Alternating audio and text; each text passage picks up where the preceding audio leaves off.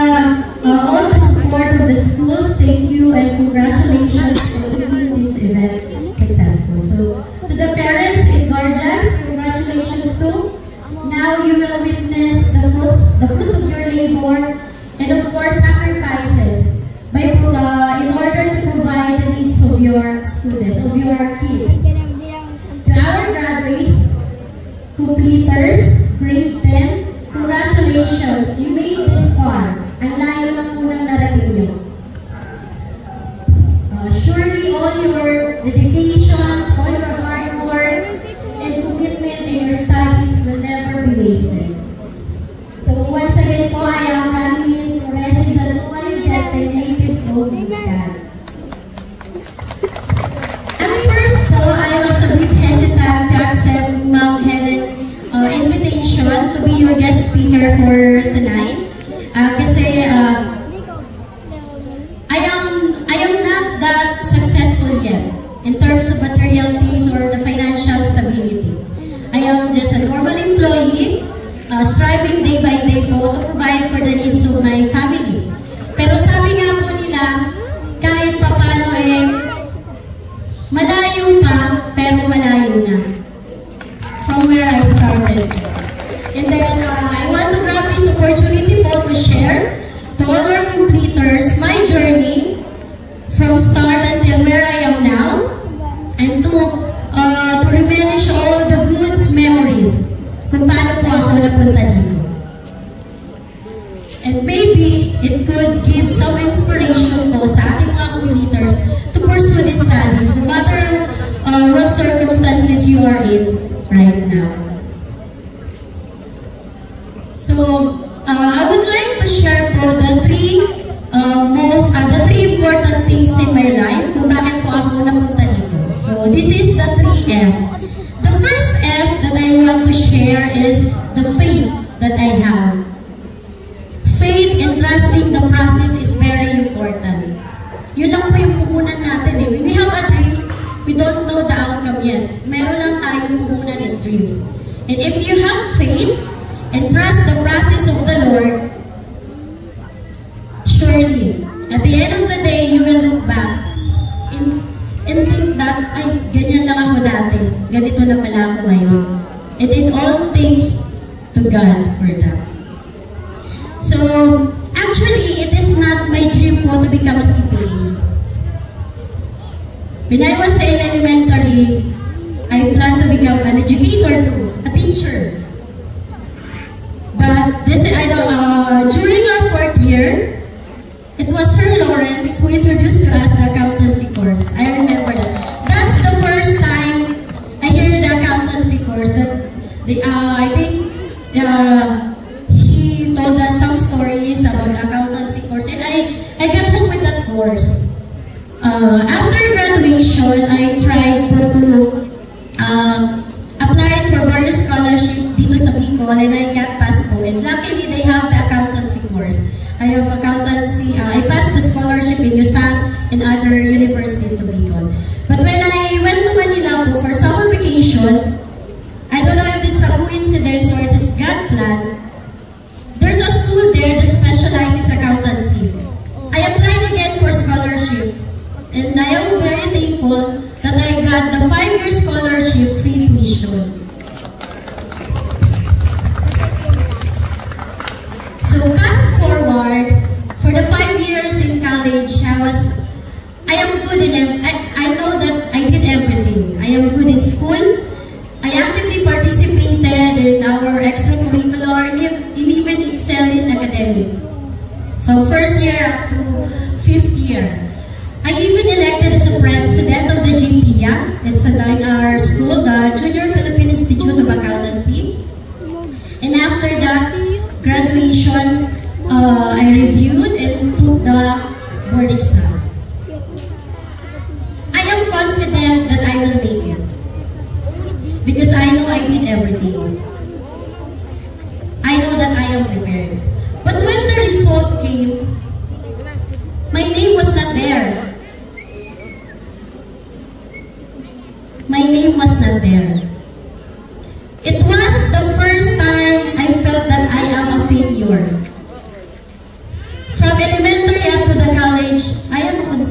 achiever. I am a dean's lister. What happened? Why is it on the last phase, for me to reach my goal, I failed? Out of the 7 subject, 7 po pasado ko. Out of the 8, 7 po pasado ko. Yung isang subject na nag-cause kung bakit hindi ako makapasa that time is 0.1 na lang po yung kulang ko. So from that time, sabi ko, wow, anong nangyari? Bakit ganun? I even question God. Sabi ko, I've been good all my life. Wala pagkabata. Wala akong inisip, kundi makapagtapos ng pag-aaral para sa pamilya ko.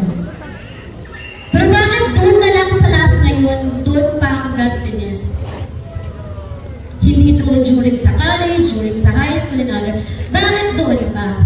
But God told me that His plan is much bigger and better than my plans. I took again the next exam, and I got passed.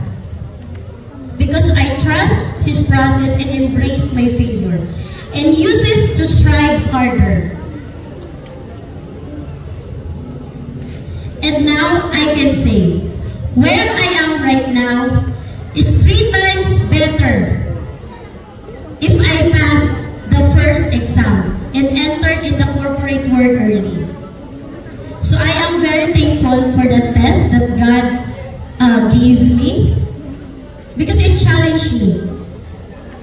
So my bottom line is, we don't know what will happen. We don't know the outcomes. Because I'm thinking na, ando na dire-diretso na ako, last na yun. But God prepared something more brilliant, something more brighter than my plans. So never doubt the Lord. Never doubt your faith. Faith is about believing that God has something in store for your future. You don't need to know the outcome yet. All you have to do is give your best and trust Him. So yun po yung first F ko sa lagi kong tinatandaan is yung faith ko kay God. Second F is yung families. My support system. Pinaka-importante. Support system ng family.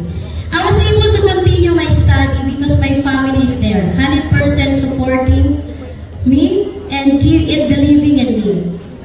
I grew up with no silver spoon in my mouth. At 5 years old, di ko lang po isip kung iba na nabayan na ako. Nagtitinda po ako sa Balaugan, Bula, Pili. Unong tinitinda ko po, kamote, batag, mais, kamuting kahoy, talbos ng kamuting name it.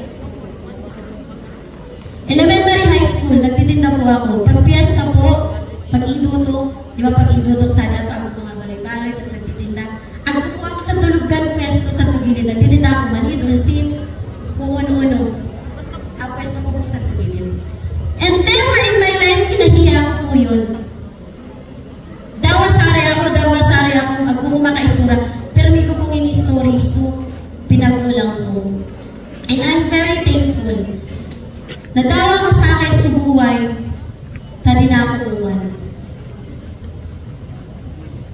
Dawang pauno po, nakaka-survive na. Dawang pauno po, nakaka-gaan-gaan na sa buhay.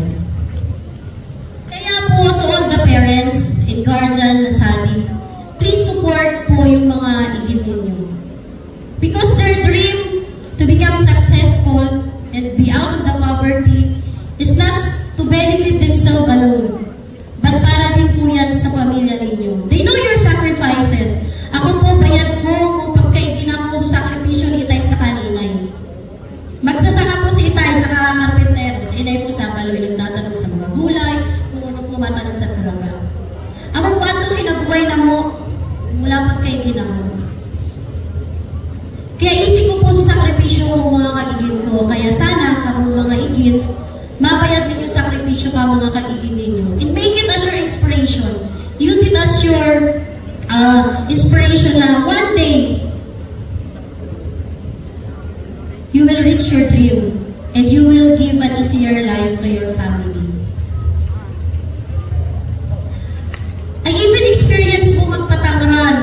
para mag-ilangon sa paroy.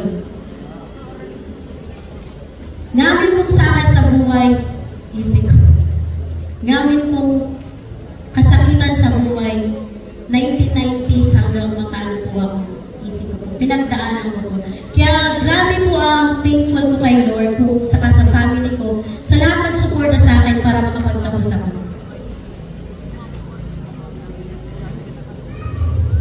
Ang third ko po gustong i-share is yung focus.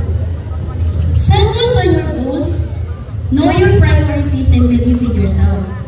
Life is hard, so be it, face it. Walang madali. Life is so challenging.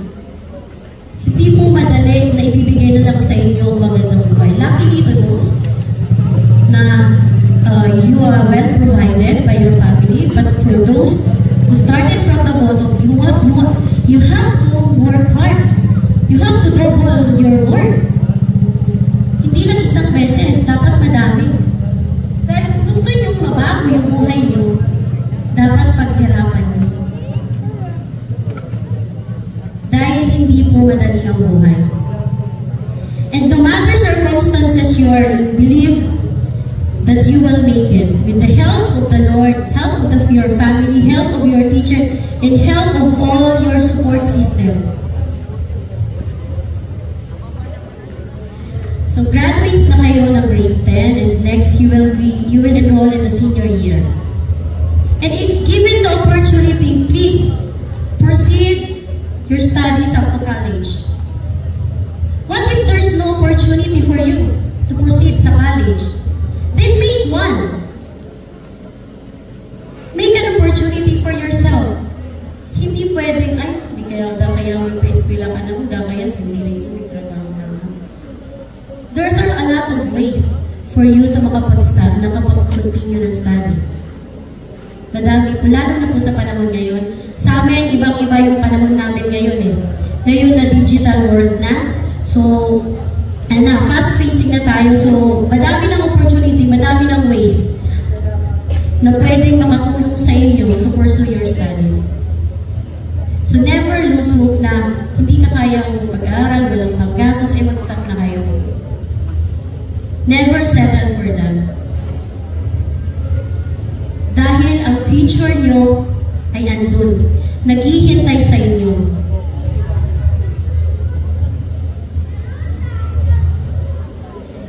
So that's my 3 F's in life. Sorry, medyo seryoso na. So that's my 3 F's in life. So of course, the faith, the family, and your focus in your studies. So with this year teams, the K-12 graduates molded through a resilient educational foundation. So I know that all completers have shown the determinations, grit, and commitment in pursuing their studies despite the major changes in the school curriculum. And for that, again, I congratulate all of you for surpassing these milestones in your life. May you continue to be adaptable in this fast-pacing world and be resilient in facing life adversities. If you fail, it is okay. Stand up. The real world is out there, waiting for you. How are you going to respond? Will depend on what foundations you have right now and in the coming days. So be equipped and conquer the world. Thank you and God bless.